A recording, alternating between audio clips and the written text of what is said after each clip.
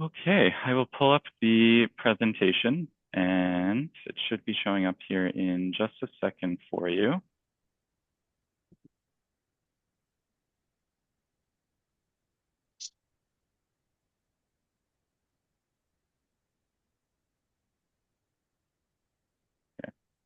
Donovan, is it showing up? There it is. It's good. Yeah. Okay, perfect.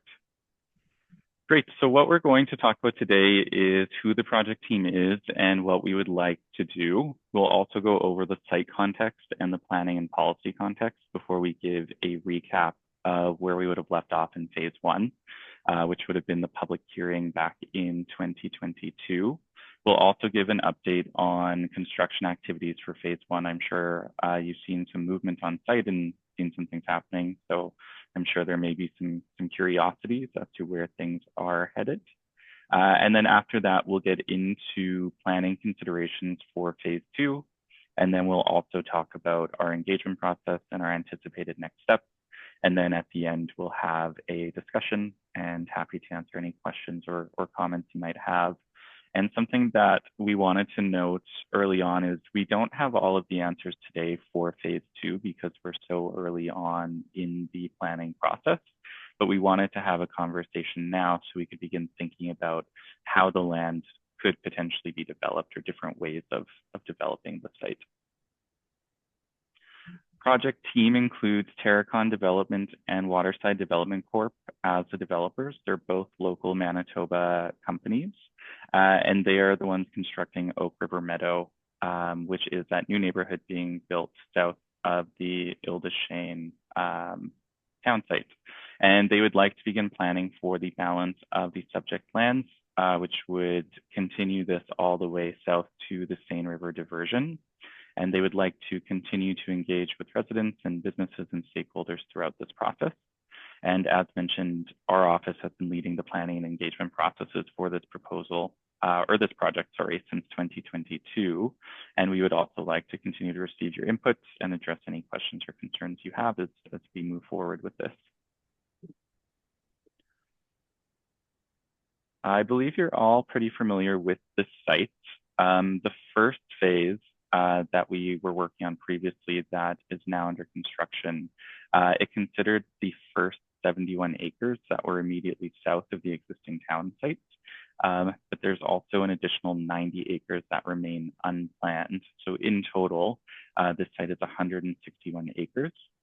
The boundaries for phase two, which are shown on this map in this red outline, are the southern extent of the first phase of Oak River Meadow, Arnaud Road to the east, PTH 59 to the west, and then to the south, the diversion Arrowhead RV Park, and there is an existing home there as well. Briefly, for the planning and policy context, the McDonald Reshot Planning District Development Plan designates every piece of land in the planning district for some form of land use. And on this graphic, we've outlined where the site is, again in red, and it is designated as a rural center. And what the plan says about rural centers are that they're intended to accommodate the majority of new homes within the planning district. And the plan also includes the following goals, objectives, and policies that support a project like this one in rural centers. And that includes to accommodate and promote a variety of land uses that include both residential and recreational uses and even commercial and industrial. And these are supposed to be conveniently located, well-planned, and supportive of the needs of the community. To identify and increase opportunities for infill and compact patterns of development, to ensure residential development is contiguous and expands in a logical sequence, and that is tied to water and wastewater services. To promote a mix of housing types and densities in close proximity to services and recreational uses. To support a variety of active recreational uses that serve both the local and regional community. And it also says that a variety of housing types and tenures shall be accommodated within this policy area and may include single, two, and multi-unit dwellings. The plan says that new developments shall connect to existing neighborhoods surrounding streets and open spaces, and that they should also provide active transportation facilities throughout the development to connect to adjacent neighborhoods. So that could be sidewalks or pathways and just ways for people to move around the site. And lastly, that new development shall be required to connect to municipal services. Briefly, I'll touch on the zoning context. The phase 2 area, again outlined in red on this map. It's currently zoned agricultural limited, and this zone allows for generally non-intensive agricultural activities that are close to existing homes or residential areas. So in order to develop the balance of the land, the property will eventually need to be rezoned to bring it into alignment with the development plan.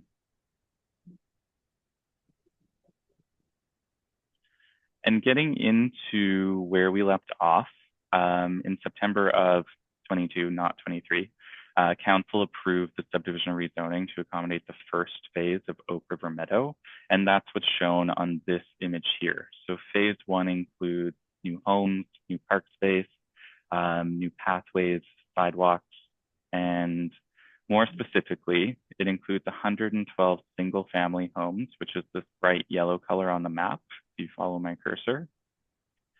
122 family lots or homes, which is this lighter orange color. It includes 2 multifamily blocks, which is a slightly darker orange. And it also includes a number of pathways and green spaces as well. So Dufault Drive, it won't be extended as a street. It becomes a green corridor or a pathway. And then there's also a more than 7-acre community lake and park on the east side of the site, and then a 2.3-acre park in the middle, which is the village square feature.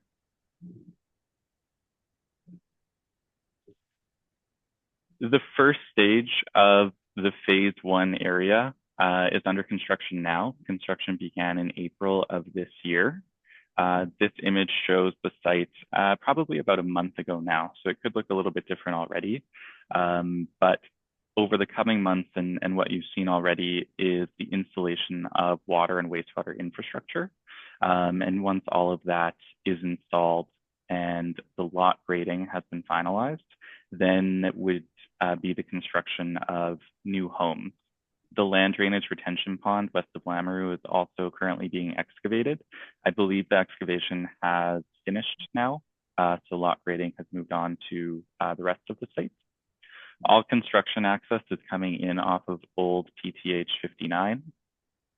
And lastly, Dufault Drive south of Rosy Bloom, it has been closed, which is where this red X is. More specifically as to what is currently under construction is everything shown on this image in the red outline. So it includes the extension of Rosy Bloom Lane with 44 single-family homes in this stage, 44 two-family homes in this stage, 1 of the multifamily parcels, and it also includes that lake and 7-acre community park space. Which will also include a playground and walking paths.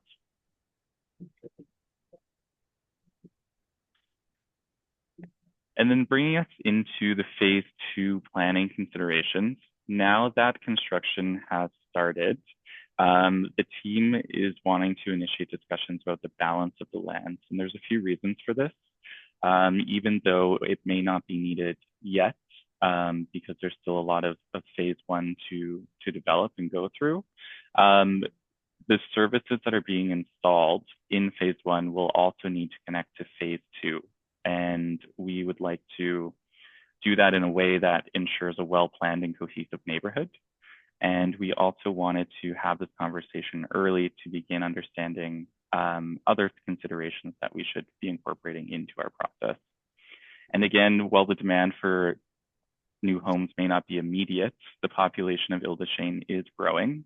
Between 2016 and 2021, the population increased by almost 4% to more than 1,600 residents. And during the same time period, population within Richard increased by almost 12% and is now approaching 7,500 residents. And then again, in order for us to ensure that phase two can be developed in a consistent and logical manner, we wanted to initiate these conversations and begin thinking of how phase one and phase two can connect to each other. So what you'll see on the next slide is we've put an overlay of the phase one approved area with the existing Ile des Chênes town site, and then a conceptual transportation network per se of just how streets from the first phase could maybe connect into the second phase, just for discussion purposes. And so that's what's shown on this screen here. And just to help orient you to the site, this is Highway 59 here. And this is Old 59 coming through here through the first phase, which is this colored section. This is the existing Ile des Chênes town site here. So Rosy Bloom and Dufault and Lamoureux. And then the phase two area, again, is that 90 acres that is outlined in red with the property boundaries and property lines. And the dashed yellow lines or arrows represent where connections to existing and future development may occur. We don't know exactly where they may be or what direction they may go in, but it does need to connect somehow. So that's part of what we wanted to begin talking about. And on here, we also have just conceptual retention ponds shown. Similar to the first phase, we know that land drainage will be needed, and we don't know exactly where it will go, but we do know that it does need to be included. And we'll come back to these slides when we get to the discussion, but we wanted to just go over our engagement process. And if you participated in the meetings we held for phase one, which I believe some of you have, it's a very similar process. We're having this first meeting to provide an update on phase one and also introduce planning considerations for phase two. And really what we want to do is receive your feedback. And then over the next couple of months, we would work with the team to put together preliminary land use concepts and begin looking into our due diligence and also questions and comments that are raised at these meetings. And we would plan to come back in a couple of months, probably this fall, to share those preliminary concepts with you and continue to receive your feedback. And then from there, we would move into refining a preferred land use concept, which we would again come back and share with folks and continue to receive input. Our next steps following today's meetings will be to review the comments that we get, also from the online comment sheet that we have, and we'll share with you at the end of the meeting. We'll continue to work with the municipality and project team on planning due diligence. We'll initiate any studies that are required, or for ones that we have for phase one, we'll update them to consider phase two. And then, as mentioned, we'll begin preparing the preliminary land use concepts and then come back to residents to share those probably this fall. So with that, I will conclude the presentation component of the meeting, but as mentioned, happy to go back to any slides that you may want to see again. Anyone, I know there's a couple of you who say no mics, that's no problem. You're welcome to use the chat. And anyone who does have questions or comments, we're a fairly small group, so I would say just unmute yourself and get our attention, and we're happy to chat. And I will put the map back up on screen so we can look at it.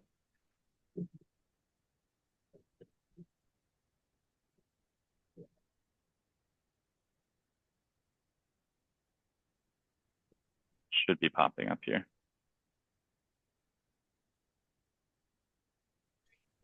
Great. Yep. Awesome. Questions or comments? So what is happening with the property line on Rosy Bloom? Could you be more specific?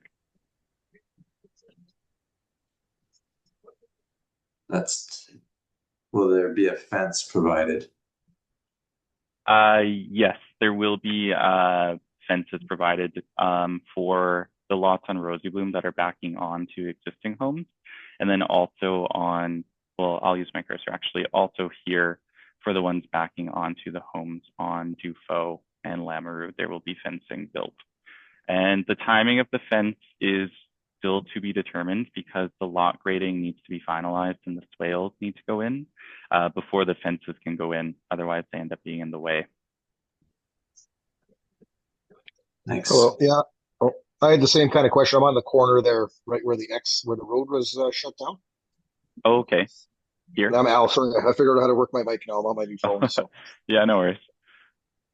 so I'm kind of just wondering. I can see the drawings, but I'm trying to visualize what it's going to look like right beside me and behind me. Because Gotcha. Yeah. I have an existing fence because I have a pool. Oh, okay. So Yeah. I'm just, So is it going to tie in or is it going a little further behind or because I saw the swale, but it looks like it's a couple feet behind. yeah. So the fence would be on these properties. It wouldn't be built on your side. It would be Okay. right at the edge of the property. So your fence, if you wanted to keep it, you can keep it. This won't it won't preclude you from being able to have your own. Okay. Yeah, but if it's going to be a new fence, and I just want to know if I need to move my fence or Gotcha. No, as long as yours is on your property line, you don't have to move it. but they'll build it all the way across anyways. Yes. Yes. I can double check the fence line and follow up with you, but I believe Okay. so.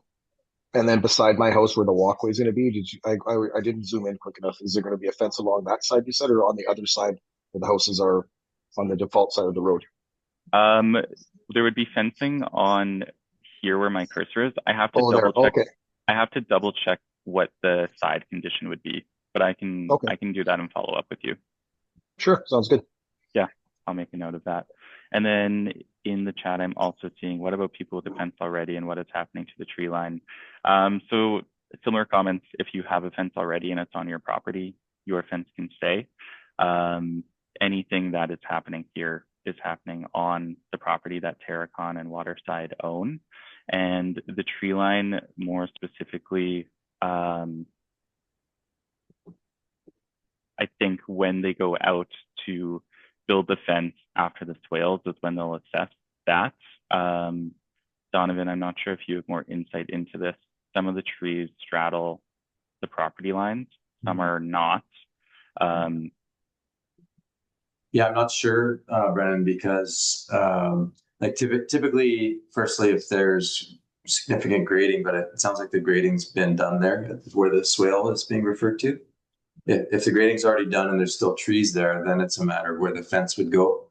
I think everyone wants to keep the trees, but it's just a matter of whether the grading will mean they have to be removed or the fence line also means they have to be removed. But that's probably when, Brennan, you would follow up with Matt and the construction team on. Mm-hmm. Yeah, definitely. We'll look into that and see when I can follow up with you about that. Someone else was mentioning, and I suppose you're going to fence end to end. Once completed, can we remove our own fences to tie in or utilize the new fence line? I know, Brennan, I could refer to another project. This is a common challenge when you're building up against an existing set of yards, which is fairly normal in urban construction, where the tie-in, so people their side yard fence. If there's a new rear yard fence, what do you do with the side yard fence? And typically, we get the developer to accommodate a tie-in to that fence, but that would be a third fence question for Matt and the team at Terracon. Mm-hmm. But we can definitely look into that and get back to you on that.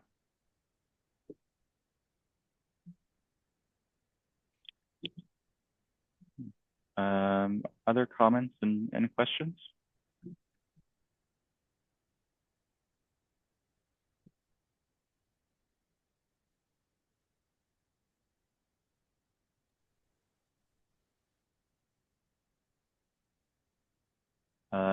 Mel, did you have any question?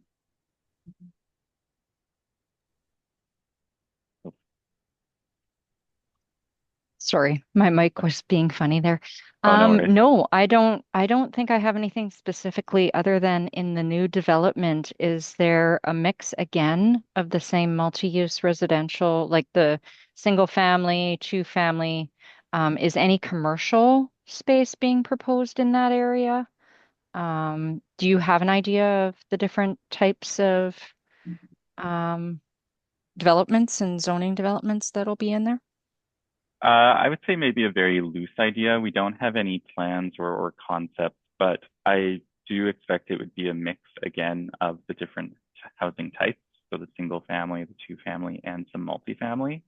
I wouldn't say no completely to commercial. It might be considered. I don't know that there would be an abundance of it, but there might be an opportunity for some sort of local scale commercial use just to help serve the neighborhood.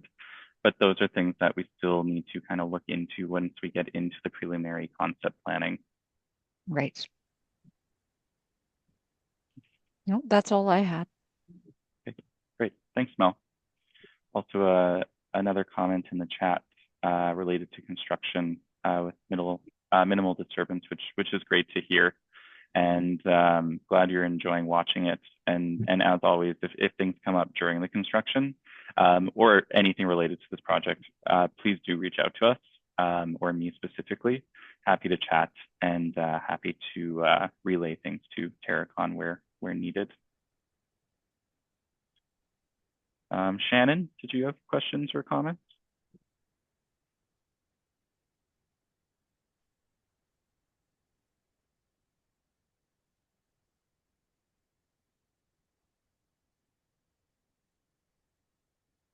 Not seeing anything come up.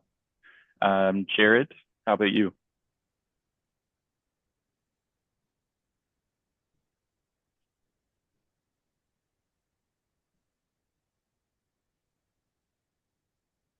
Everybody has maybe the Stanley Cup playing. I've got it recording. Yeah. Okay, well, we've got lots of time left, so I'm not going anywhere, but I'll just flip to the end here. We do have this information is up on our website. We have a page for Oak River Meadow where you can access all of the presentation materials, both from the first phase that we would have worked on throughout 2022, this presentation, and an online comment sheet. As mentioned, you're welcome to reach out to me with any questions or comments you have. If you know of someone who wasn't able to attend and they want to provide feedback, or you think of anything in a couple of days, you're welcome to share this link or use this link for them to fill out the survey. And I'm seeing here, what's estimated completion time for houses going up in phase one? It's a great question. The houses can't begin construction until all of the lock rating has finished and all of the services are installed. And we don't know for sure when that would be. Again, we can follow up with you with maybe an ETA once we talk to the ground crew and talk to Terracon as to how things are moving along. I just don't want to speak out of turn and promise something that could be wrong. So Stephen, I'll get an answer for you and follow up.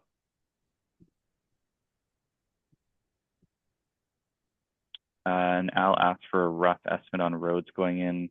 Kind of similar, I believe, and Donovan, correct me if I'm wrong, once all of the pipe infrastructure is in, then the roads would start going in kind of while the homes are being built to provide that access.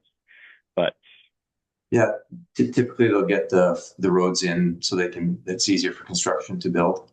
And often they'll do and again, something to clarify, but they'll do a first lift of asphalt. It's called the first layer, if you will. They call it a lift of asphalt, and then they allow for construction. And then once the street is finished construction, they'll do that final lift.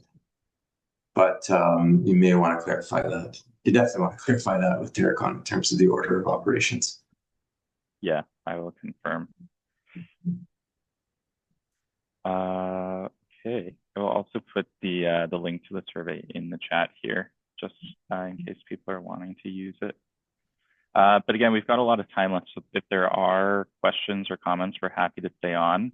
At the same time, don't want to eat up too much of your evening. So if you feel like leaving, we won't be offended, but you also don't have to.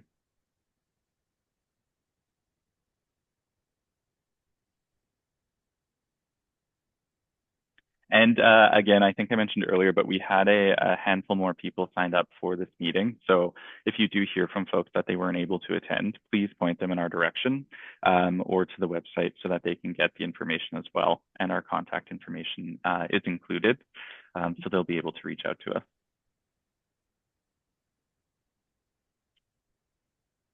Hopefully good to go.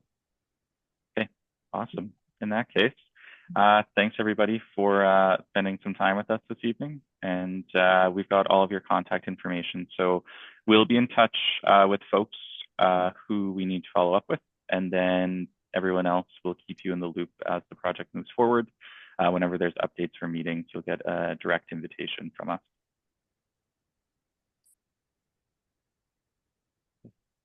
Awesome. And enjoy the rest of your evening. Good night, everybody.